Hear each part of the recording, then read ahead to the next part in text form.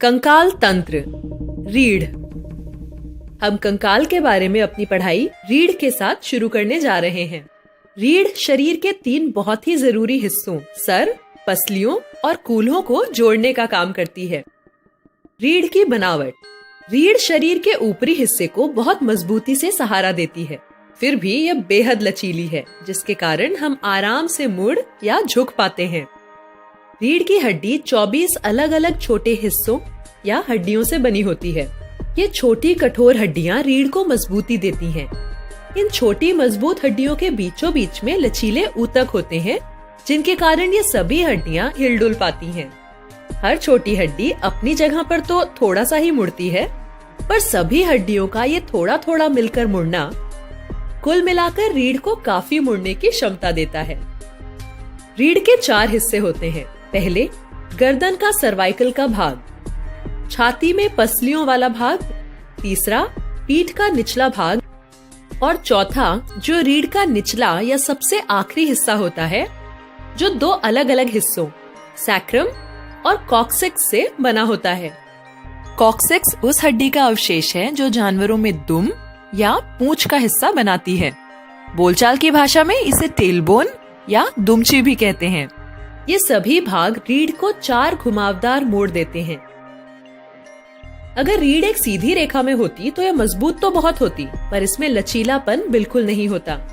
ये 4 घुमावदार मोड़ रीढ़ को झटके झेलने के लिए लचीलापन देते हैं और संतुलन बनाए रखने में हमारी मदद करते हैं। यही रीढ़ हमारे शरीर को सीधा खड़े रखने वाला मजबूत ढांचा है। रीढ़ की हर छोटी हड्डी की बनावट एक दूसरे से अलग होती है। कुछ इसे मजबूती देने के लिए बनी है, तो कुछ लचीलापन देने के लिए। रीढ़ द्वारा किए गए हर काम का प्रभाव पूरे शरीर पर पड़ता है। छाती वाला भाग पीछे जाता है तो सैक्रम यानी पिछला हिस्सा आगे की ओर झुकता है।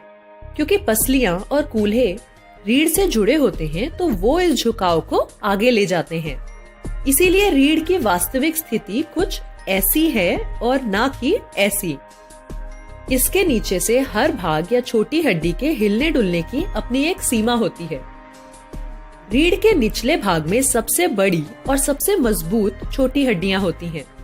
इनके ऊपर शरीर के ऊपरी भाग का सारा वजन उठाने की जिम्मेदारी होती है और यही शरीर के आगे पीछे और एक तरफ झुकने का भी ख्याल रखती हैं।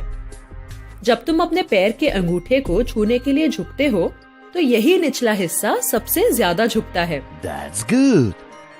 छाती में पसलियों वाले भाग के हिस्से की छोटी हड्डियां निचले भाग जितनी बड़ी और मजबूत नहीं होती। इसलिए आप सोचते होंगे कि इसमें लचक ज्यादा होती है, लेकिन ऐसा नहीं है। इसमें लचक, खिंचाव और दाएं बाएं झुकाव बहुत कम होते हैं और इसीलिए छाती का यह हिस्सा स्थिर रहता है।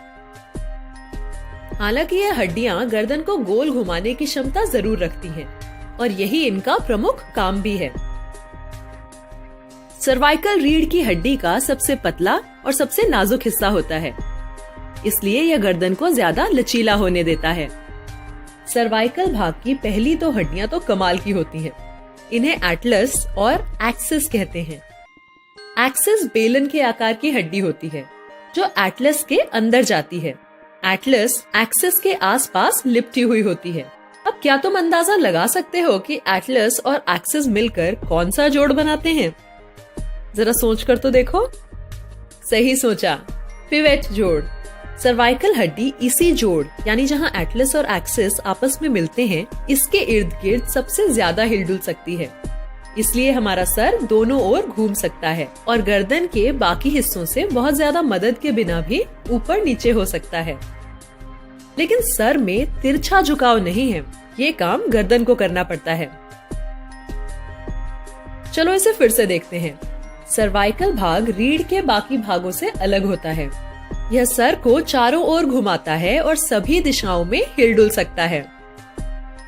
छाती का और कमर का भाग थोड़े ज्यादा सीमित होते हैं और इन्हें एक साथ काम करना होता है। छाती का भाग पीछे मुड़कर देखने के लिए जिम्मेदार होता है, जबकि कमर का भाग लचीलापन, खिंचाव और तिरछे मुड़ने में मदद करता है।